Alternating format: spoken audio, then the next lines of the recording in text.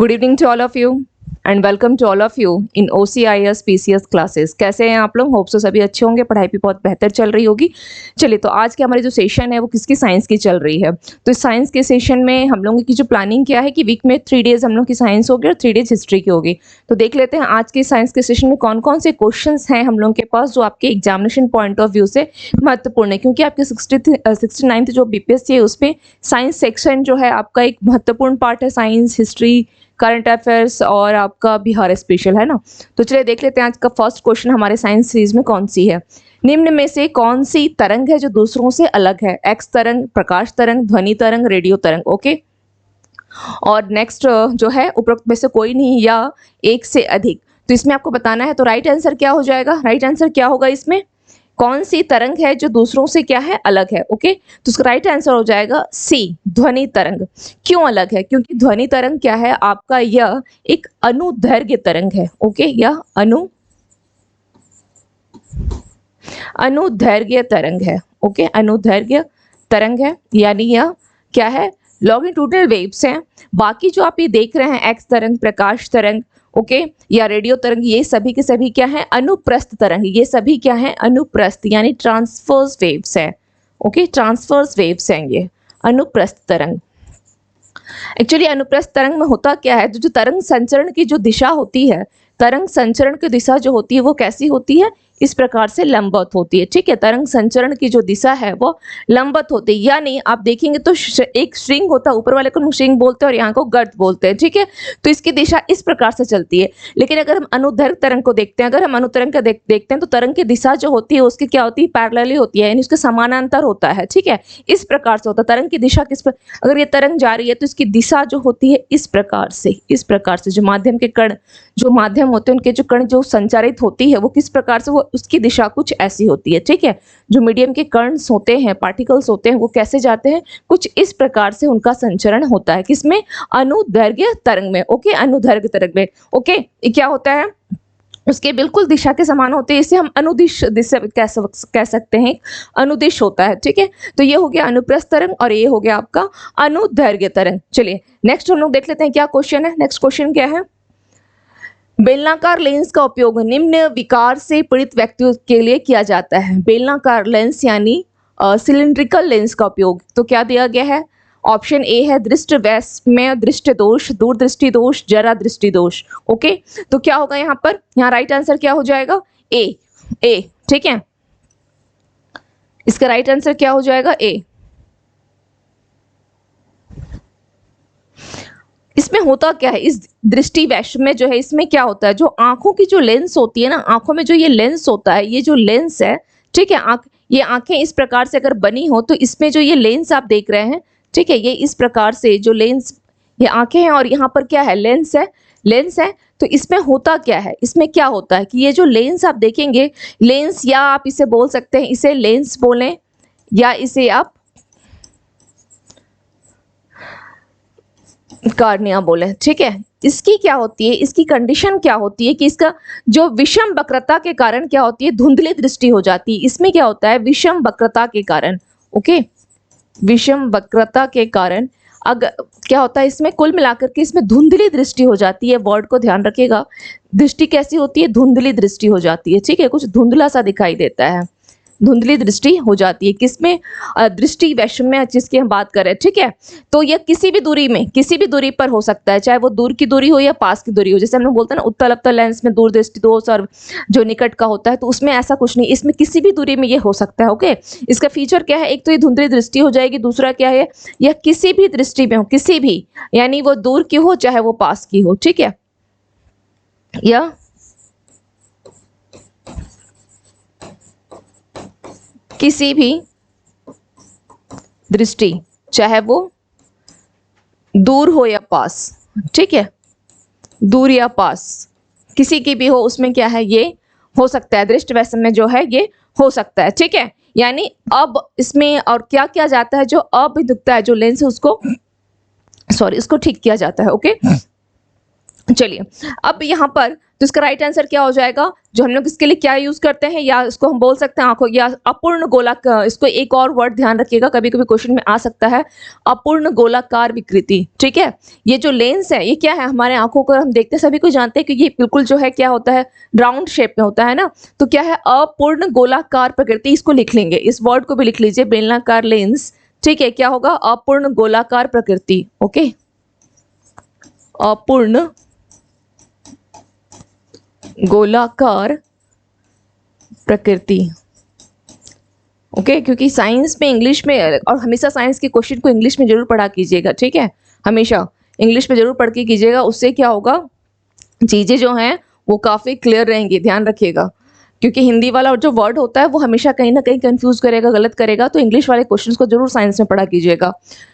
ठीक है, तो सिलेंड्रिकल लेंस का क्या है, अपूर्ण गोलाकार प्रकृति, और ये जो आप आंखों का लेंस देख रहे हैं या कॉर्निया जैसे हम बोलते हैं, उसका क्या होता है, विषम वक्रता। ओके, इसमें क्या है, विषम क्या होती है, विषम वक्रता के कारण क्या होता है, धुंधली दृष्टि होती है, या किसी भी दृष्टि के लिए होता है, दूर या पास के लिए। ठीक है, अब अगर हम बात करें, थोड़ा सा हम लोग यहाँ पे एक पॉइंट को देख लेते हैं कि अवतल लेंस को किस लिए यूज किया जाता है, अवतल लेंस को कहाँ किया जाता है, बस थोड़ा सा ऐसे आप लिख लें। ठीक है, अवतल लेंस के लिए, अवतल लेंस से क्या ठीक किया जाता है, अवतल लेंस से मायोपिया।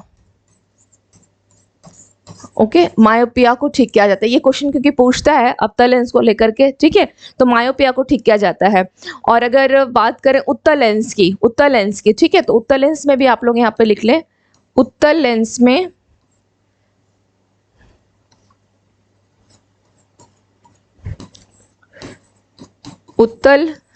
में क्या होता है, हाइपरमेट्रोपिया।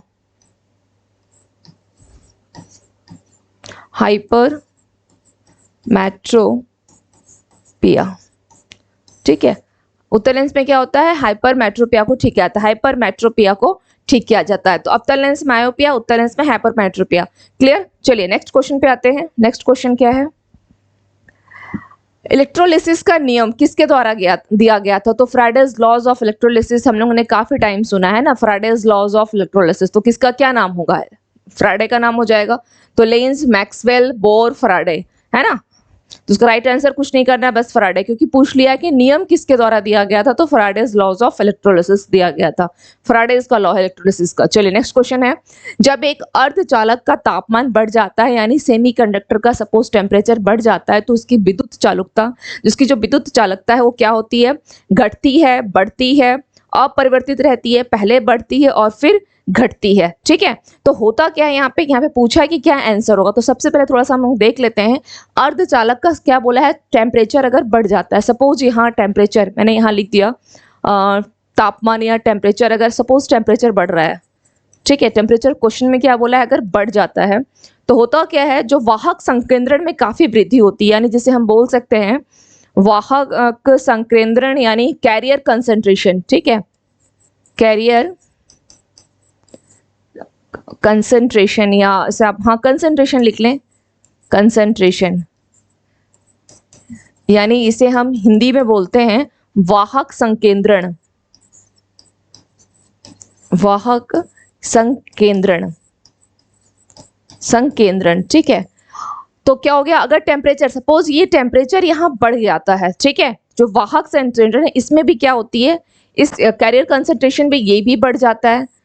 अगर अब ये भी बढ़ गया, टेम्परेचर भी बढ़ा, और ये क्या बोला है, अगर अर्धचालक का तापमान बढ़ जाता है, नहीं टेम्परेचर बढ़ा, तो जो कैरियर कंसंट्रेशन है या वाहक संकेंद्रण है वो भी बढ़ जाता है, उसमें भी वृद्धि होती है। तो जो एक्स्ट्रा, जो आप बोल सकते हैं यहाँ पर, जो एक्स्ट्रा या अतिरिक्त, ठीक है, जो एक्स्ट्रा या अतिरिक्त जो इलेक्ट्रॉन होते हैं, इलेक्ट्रॉन जो एक्स्ट्रा इलेक्ट्रॉन होते हैं वो क्या करते हैं, वैलेंस जो बोल सकते हैं, क्या उसको बोल सकते हैं, हम इसको हिंदी में बोलते हैं, जो संयोजी बंध से, ठीक है, संयोजी बंध से क्या होते हैं, वो उत्तेजित होकर, यानी आप उसको बोल सकते हैं वैलेंस बैंड, है ना, वैलेंस बैंड,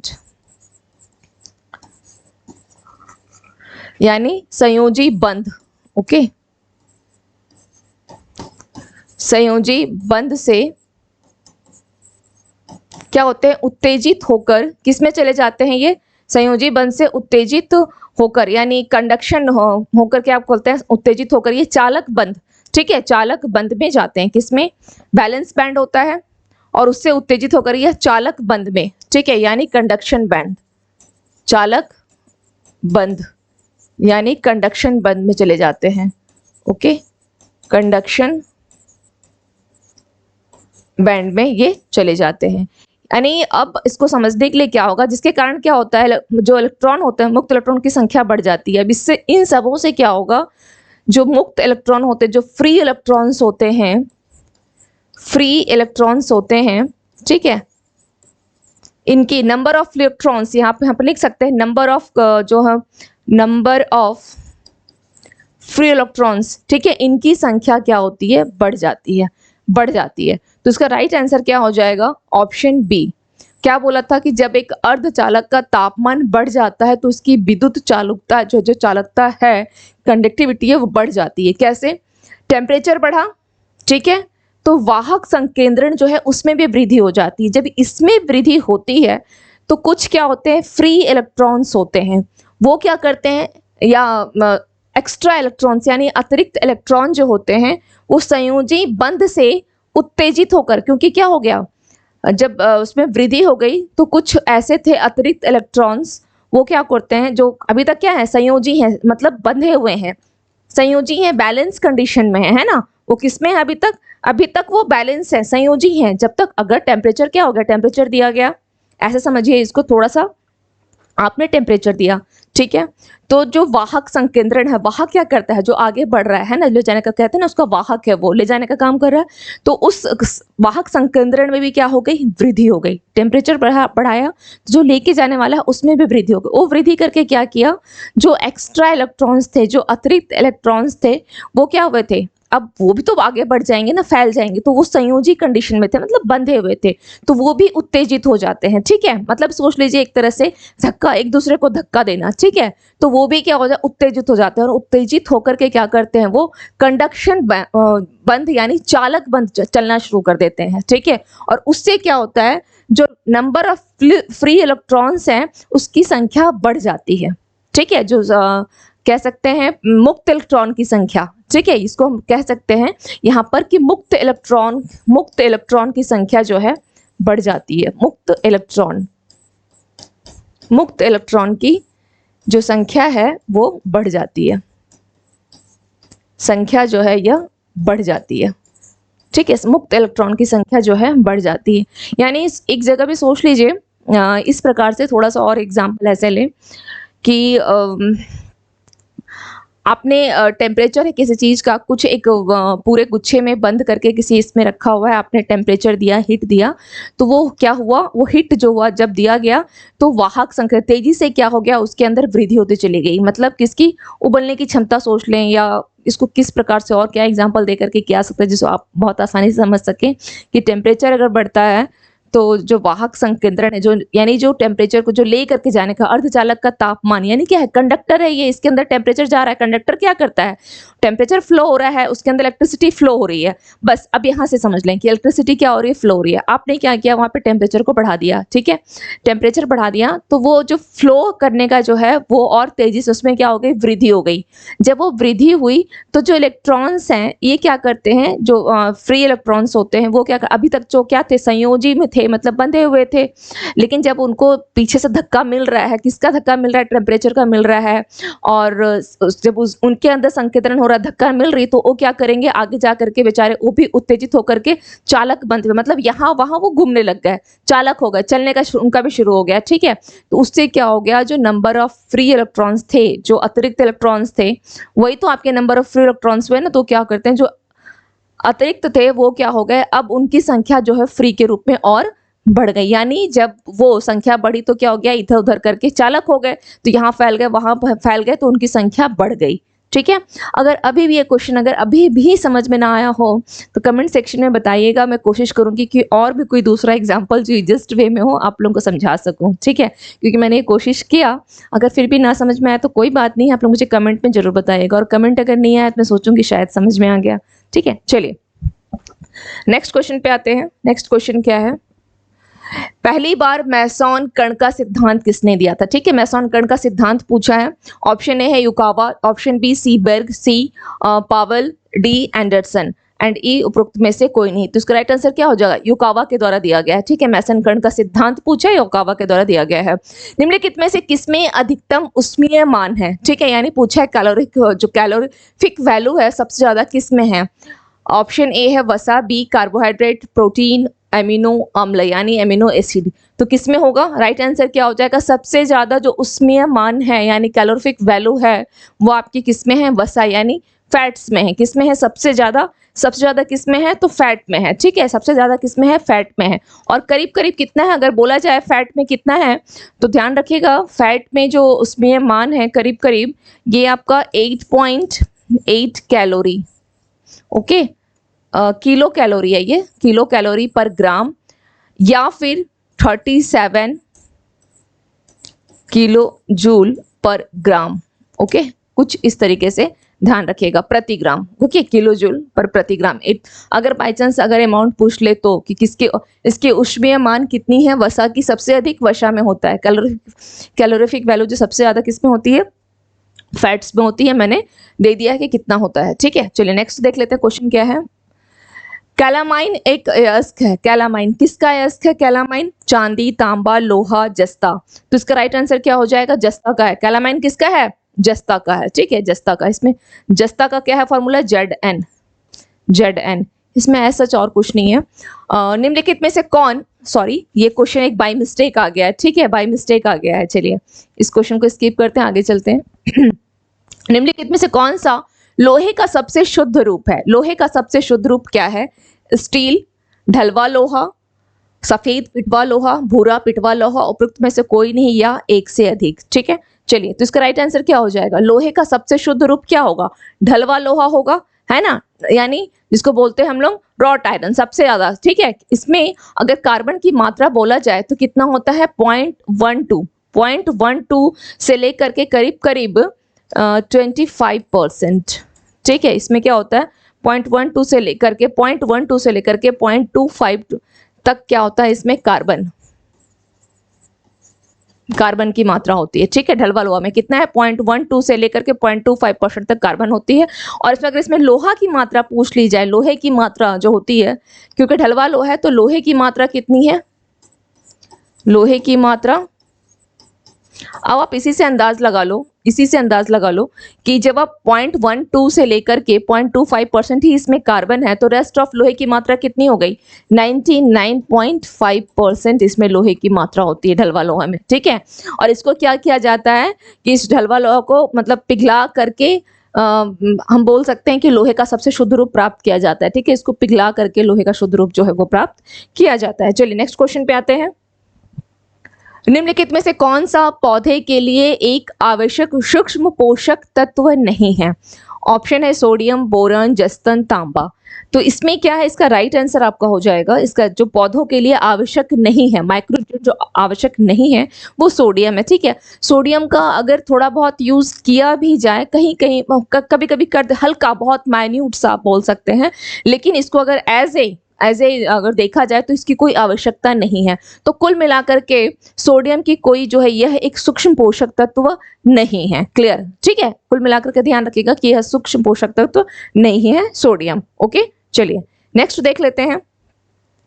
फल जैसा सुगंध दिन वाला पदार्थ। ठीक है, फल जैसा यानी Frooti smell is given bye, Frooti smell is given bye, English वाला हिंदी में थोड़ा मिस्टेक है। ठीक है, फल जैसा सुगंध देने वाला पदार्थ होना चाहिए। फल जैसा सुगंध देने वाला आप लिख लें। ठीक है, देने वाला, इसलिए मैंने कहा था इसका इंग्लिश जरूर पढ़ा कीजिएगा। देने वाला पदार्थ है। Fruity smell is given by alcohol, ester, chloroform, acid, anhydride. तो इसका राइट आंसर क्या हो जाएगा? इसका राइट आंसर क्या होगा?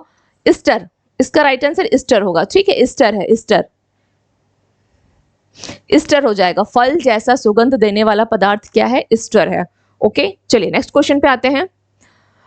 पशुओं में पैर और मुंह का रोग किसके कारण होता है? ठीक है, फुट एंड माउथ डिजीज यानी FMD जो होती है इन एनिमल्स इज कॉज्ड बाय जीवाणु, विषाणु, फंगस, प्रोटोजोआ। तो इसका राइट आंसर क्या हो जाएगा? इसका राइट आंसर क्या हो जाएगा? इसका राइट आंसर क्या हो जाएगा? वायरस। ठीक है, बी। पशुओं में पैर और मुंह का जो रोग है किसके कारण होता है? तो यह वायरस के कारण होता है। जैसे सांस हो गई, लार हो गया, बलगम हो गया, मलमूत्र हो गया, इन सब के संपर्क में आने से क्या होता है, ये पशुओं में पैर और मुंह का रोग जो वो होता है। तो इसका राइट आंसर क्या हो जाएगा, वायरस, विषाणु के कारण होता है। ठीक है, विषाणु के कारण होता है। चलिए नेक्स्ट क्वेश्चन पे आते हैं। निम्नलिखित में से कौन सी फसल मिट्टी को नाइट्रोजन समृद्ध कर सकती है, मिट्टी को नाइट्रोजन से समृद्ध कर सकती है? ऑप्शन है मटर, आलू, जट्रोपा, सूर्यमुखी। तो इसका राइट आंसर क्या हो जाएगा, इसका राइट आंसर क्या हो जाएगा, ऑप्शन ए। एक चीज यहाँ पे ध्यान रखिएगा, जब नाइट्रोजन की बात करें ना कि कौन सी फसल जो मिट्टी को नाइट्रोजन समृद्ध कर सकती है, तो यहाँ पर फलीदार पौधे होते हैं, जैसे मटर हो गया आपका, ठीक है, बीन्स हो गया, मटर हुआ, बीन्स, ओके, बीन्स, ये सभी क्या हैं, इस प्रकार के जो फलीदार पौधे होते हैं। ठीक है, फलीदार पौधे।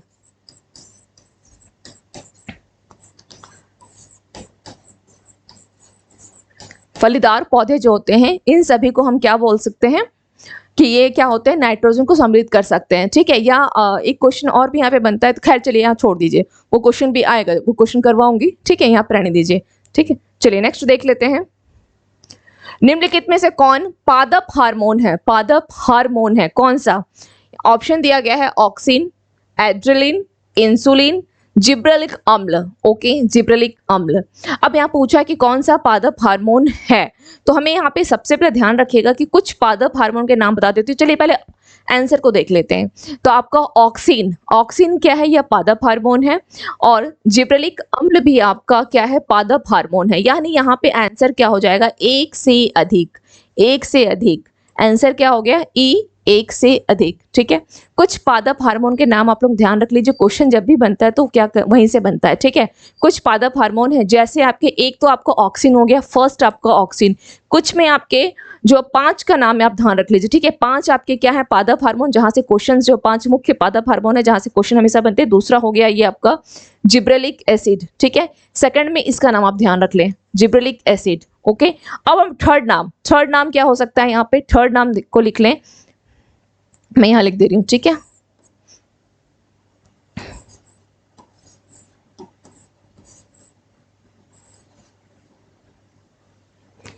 एक मिनट,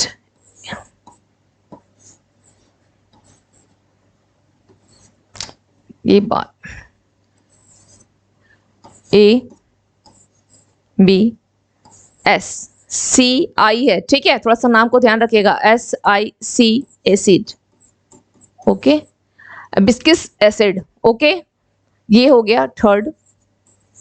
और 2 और नाम आपके आ जाएंगे, जिब्रेलिन का नाम एक ध्यान रखिएगा, जिब्रेलिन। ओके, जिब्रेलिक है, ये जिब्रेलिक है, और एक है जिब्रेलिन, जिब्रेलिन। ओके, इसको फोर्थ नाम है, ये ध्यान रखिए, जिब्रेलिन। और एड्रेलिन का नहीं है, एड्रेलिन नहीं है। बाकी जो 5 पादप हार्मोन उसका मैं लिख दे रही हूँ आपको। ठीक है, एक आप लिख सकते हैं cytokinin, cytokinin.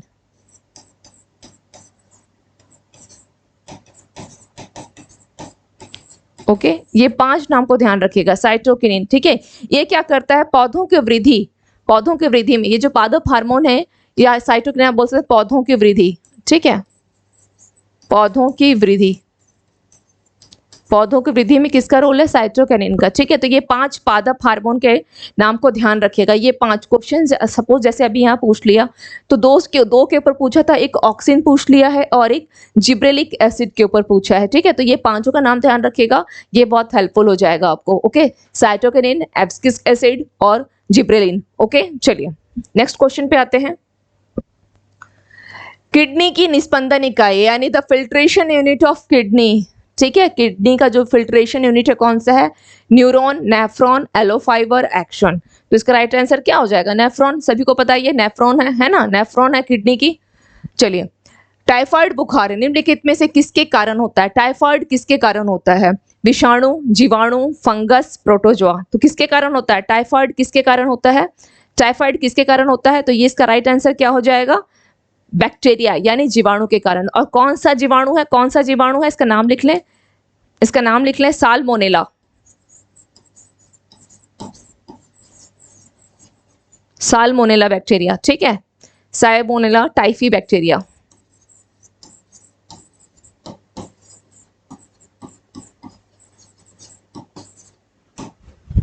Okay, salmonella typhi bacteria के कारण क्या होता है आपका टाइफाइड बुखार होता है, ठीक है। और इससे अफेक्टेड का कि इसका शरीर का कौन सा पार्ट इफेक्ट होता है, तो आंत, ओके, आंत इफेक्टेड हो जाता है। चलिए ठीक है, चलिए नेक्स्ट देख लेते हैं। निम्नलिखित में से कौन सा एक मोनोसैक्राइड नहीं है, मोनोसैक्राइड बोला है नहीं है, कौन सा नहीं है। ऑप्शन है ग्लूकोज, सुक्रोज, लैक्टोज, फ्रक्टोज, उपरोक्त में से कोई नहीं या एक से अधिक, या एक से अधिक, ठीक है।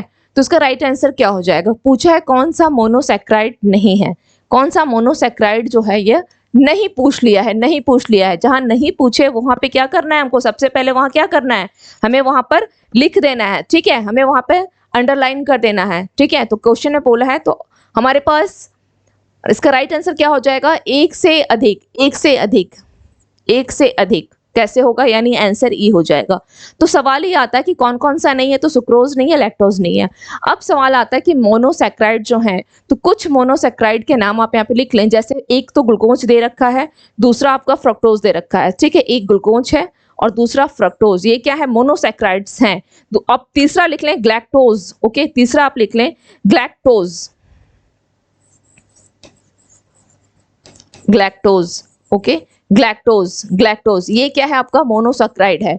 तो मैंने कहा था कुछ के नाम लिख लें, एक आप जाइलोज भी लिख सकते हैं, जाइलोज, ओके, जाइलोज लिख लें, एंड राइबोज लिख लें, राइबोज, ये सभी के सभी क्या हैं, ये सभी के सभी क्या हैं आपके मोनोसैक्राइड हैं, ये सब के सब क्या है मोनोसैक्राइड है, ठीक है, मोनोसैक्राइड है। चलिए नेक्स्ट क्वेश्चन पे देख लेते हैं। नेक्स्ट क्वेश्चन क्या पूछा है, निम्नलिखित में से कौन सा विटामिन B12 को इंगित करता है, B12 को, नियासिन, पैराडॉक्सिन, कोबलामाइन, थाइमिन, और पुक्त में से कोई नहीं या एक से अधिक। तो इसका राइट आंसर क्या हो जाएगा, B12 का क्या होगा, B12 का क्या होगा, साइनोकोबलामिन, क्या होगा, साइनोकोबलामिन, यहाँ पे लिखा नहीं है साइनो, आप यहाँ कर सकते हैं साइनो, साइनोकोबलामिन, साइनोकोबलामिन, ठीक है, B12 साइनोकोबलामिन। और इसकी कमी से कौन सी रोग होती है, अगर B12 बॉडी में ना हो, कमी हो जाए B12 की, तो कौन सी रोग हो जाएगी, कौन सी रोग होगी, विटामिन B12 की कमी से कौन सी रोग हो जाएगी, एनीमिया, इसकी कमी हो जाए, अगर इसकी कमी हो जाए, ठीक है, अगर तो कौन सी रोग होगी, एनीमिया, एनीमिया हो जाती है, ठीक है। चलिए अब है यहाँ पर नियासिन, तो नियासिन को, नियासिन का अगर बोला जाए साइंटिफिक नेम के हिसाब से अगर देखा जाए तो नियासिन किसको, B3 को क्या बोला जाता है, इसका रासायनिक नाम क्या हो गया, नियासिन हो गया। पैराडॉक्सिन यानी B6 पैराडॉक्सिन, और B3 की कमी से क्या होता है, बाल सफेद हो जा रहे हैं। ये समस्या आजकल सभी को है ना, ये समस्या जो है वर्तमान की, तो इन जनरल ऐसे याद रखिएगा, अमूमन बातचीत जब अपने आप करते हैं, दोस्तों से करते हैं, तो वहां पे ऐसे भी अमूमन बोलते रहेगा, देखो यार बाल सफेद हो गए हैं, लगता है B3 की कमी हो गई है, अपने आप B3 याद हो जाएगा, ठीक है, अपने आप ही विटामिन B3 जो है वह याद हो जाएगा, रटने की आवश्यकता भी नहीं पड़ेगी। क्लियर, तो क्या होगा, B3 की कमी से बाल सफेद हो जा रहे हैं। पैराडॉक्सिन हो गया, पैराडॉक्सिन का अगर बोला जाए तो इससे क्या होगी, दुर्बलता लिख सकते हैं, दुर्बलता लिख लीजिए, नींद कम आ रही हो, दुर्बलता, नींद कम आना, नींद कम आना, ठीक है, नींद कम आना, दुर्बलता, ये सब क्या हो जाती है, पैराडॉक्सिन हो गया, नियासिन हो गया, थाइमिन रह गया, थाइमिन को आप B1 है ना, यानी इसकी कमी से क्या होता है, berry berry, berry berry, berry berry, okay. चलिए नेक्स्ट क्वेश्चन पे आते हैं। नेक्स्ट क्वेश्चन क्या है, स्वस्थ मानव की लार बोला के बारे में कौन सा कथन जो है सही है, कौन सा स्टेटमेंट सही है, या थोड़ा अम्लीय होता है, या बहुत अम्लीय होता है, या थोड़ा क्षारीय होता है, या उदासीन होता है, उपरोक्त में से कोई नहीं। तो इसके लिए हमें सबसे पहले तो ये पता होना चाहिए कि इसकी pH वैल्यू कितनी है, ठीक है, तभी तो हम लोग बता पाएंगे ना कि अल्कलाइन है या क्या है। तो इसकी pH वैल्यू यानी लार की pH वैल्यू कितनी है, लार की अगर बात की जाए pH वैल्यू की, pH वैल्यू कितनी है इसकी, 6.2 से लेकर 7.6 है ना, 6.2 से लेकर के 7.6। तो अब यहाँ पे सवाल ये आता है कि इसमें से कौन सा स्टेटमेंट सही है। तो इसमें से अगर प्राकृतिक रूप से देखा जाए, ठीक है, अगर प्राकृतिक रूप से देखा जाए तो लार को कंसिडर किया गया है कि यह अम्लीय होता है, ठीक है, यह क्या होता है, थोड़ा अम्लीय होता है। तो option A is your right answer, यह थोड़ा अम्लीय होता है 6.2 से लेकर के 7.6% के 7 पॉइंट, लेकिन जबकि हम लोग ये मानते हैं कि 7 के बाद अगर आ गया तो अल्कलाइन में काउंट हो जाता है और 7 से पहले वो एसिडिक में काउंट होता है ना। लेकिन यहाँ पे बोला गया है प्राकृतिक रूप से इसको थोड़ा अम्लीय माना जाता है, ठीक है। और प्रत्येक दिन अगर लार जो हमारे स्रावित होते हैं कितने होते हैं, करीब 1 से 1.5 लीटर जो लार है वो प्रत्येक दिन जो है स्रावित होता है। कितना, 1 से 1.5 लीटर लार, ठीक है, 1 से 1.5 लीटर लार, जिसमें कि 99% तो पानी ही होता है। इसमें भी या ध्यान रखिए कि इसमें भी 99% पानी होता है। इतना आसान सा है ये। लेकिन अगर यही क्वेश्चन पूछ दे और ऑप्शन देखने के बाद लगेगा अच्छा लार में भी अपना दिमाग लगा के, और उसमें गलती आप लोगों की नहीं है, उसमें हर स्टूडेंट यही करता है कि नॉर्मल चीज़ों को भी लगता है इतना आसान कैसे पूछेगा, तो पानी की जगह पानी छोड़ देगा और बाकी जो भी वहाँ पे दिए होंगे ऑप्शन उन सबको ऐड कर देगा, ठीक है। तो ध्यान रखिएगा 99% इसमें पानी है। ओके, चलिए नेक्स्ट क्वेश्चन पे आते हैं। पेड़ों से प्राप्त प्राकृतिक रबड़ का मूल रासायनिक निर्माण खंड निम्नलिखित में से कौन सा है। किसका पूछा है कि पेड़ों से प्राप्त प्राकृतिक रबड़ का मूल रासायनिक निर्माण खंड निम्नलिखित में से कौन सा है। Acetylene, isoprene, neoprene, vinyl chloride. तो इसका राइट आंसर क्या हो जाएगा, आइसोप्रीन। पेड़ों से प्राप्त प्राकृतिक रबड़, ठीक है, का मूल रासायनिक निर्माण जो खंड है वो किसके है, कौन सा है, आइसोप्रीन। ओके, डायरेक्ट आंसर इसका आइसोप्रीन होगा। चलिए नेक्स्ट क्वेश्चन पे आते हैं। कौन सा महिला हार्मोन है, महिला हार्मोन पूछ लिया है, दिया गया है एस्ट्रोजन, प्रोजेस्टेरोन, टेस्टोस्टेरोन, ठीक है। तो इसका राइट आंसर क्या हो जाएगा, ऑप्शन 1 और 3। इसका राइट आंसर होगा 1 और 2। देख लेते हैं 1 और 2, यानी C is your right answer, C is your right answer, C, ठीक है, सी होगा, C is your right answer. Estrogen और प्रोजेस्टेरोन, टेस्टोस्टेरोन क्या है, वो पुरुष मेल हार्मोन से, ठीक है। चलिए नेक्स्ट क्वेश्चन पे आते हैं। न्यूटन का तीसरा नियम लागू होता है, न्यूटन का तीसरा नियम लागू होता है जब क्या होता है, न्यूटन का तीसरा नियम क्या बोलता है कि every action has their is equal and opposite reaction, है ना। न्यूटन का थर्ड लॉ तो यही बोलता है। तो वस्तु क्या है, विराम अवस्था में हो, वस्तु गतिशील हो, वस्तु हवा में हो, वस्तु विराम अवस्था में या गतिशील हो। तो इसका थर्ड लॉ क्या बोलेगा, बॉडीज आर एट रेस्ट और इन मोशन। ओके, तो इसका राइट आंसर क्या हो जाएगा, डी, डी इसका राइट आंसर हो जाएगा। क्यों, क्योंकि न्यूटन का थर्ड लॉ क्या है, every action has their is equal and opposite reaction. Okay, चलिए नेक्स्ट क्वेश्चन पे आते हैं। निम्न में से कौन सा परम शून्य तापमान का प्रतिनिधित्व करता है, किसका परम शून्य तापमान का प्रतिनिधित्व करता है। तो परम शून्य का कितना है, -273 डिग्री क्या है, केल्विन, कैलोरी, ठीक है, -273 डिग्री। तो -273 डिग्री यानी ये हो जाएगा, C is your answer, C is your answer. Okay, चलिए ये सब कुछ फैक्ट्स हैं। ओके, ये इस टाइप का फैक्ट हो गया बिल्कुल।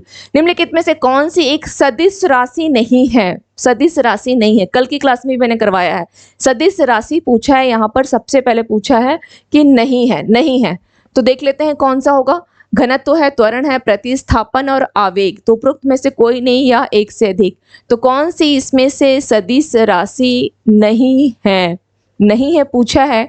तो कल की क्लास में मैंने बताया था कि कुछ जिसमें वॉल लगे होते हैं क्या होगा, सदिश राशि होगा। मतलब ऐसा इन जनरल में समझाने के लिए बताया, ऐसा कोई कहीं लिखा हुआ नहीं है किसी बुक में, ठीक, बस एक समझाने के लिए जिसमें वह होता है। लेकिन उसका मैंने अपवाद भी बताया था, एक्सेप्शनल भी मैंने बताया था, जैसे घनत्व हो गया, दाब हो गया, इन सब में वह होने के बावजूद भी यह अदिश राशि में आता है। तो उसका राइट आंसर क्या हो जाएगा, घनत्व, ठीक है, घनत्व। घनत्व क्या है, सदिश राशि नहीं है। ओके, चलिए नेक्स्ट क्वेश्चन देख लेते हैं। ओके, आज के क्वेश्चंस तो हम लोगों के पास इतने ही हैं। इस क्वेश्चंस के रिगार्डिंग कोई डाउट हो तो आप लोग बिल्कुल बेहिचक कमेंट सेक्शन में कमेंट करके जरूर पूछ लीजिएगा, या फिर कॉल भी कर सकते हैं मॉर्निंग में 10 बजे के बाद शाम 4 बजे के बीच, यानी 10 से 4 आप कॉल कर सकते हैं। कल की क्लास भी आप लोगों की साइंस की होगी वीक में, जैसे हम लोग डिसाइड किया है, और लाइव क्लास बहुत जल्दी स्टार्ट हो जाएगी। इनफैक्ट करंट की, बिहार करंट की क्लास भी स्टार्ट करूंगी। तो जैसा अभी बता रही हूँ, जितना भी फेथ अगर आप लोगों को हो मेरे ऊपर तो उस हिसाब से करते जाइए। ऊपर वाले का ग्रेस रहेगा, उनका भी थोड़ी होनी चाहिए ना, उनकी आशीर्वाद होना चाहिए, ग्रेस बना रहना चाहिए, तो आगे रिजल्ट भी बहुत अच्छा होगा। ठीक है, चलिए तो फिर मिलते हैं टुमारो इवनिंग साइंस के सेशन में। Thank you to all of you and have a nice evening.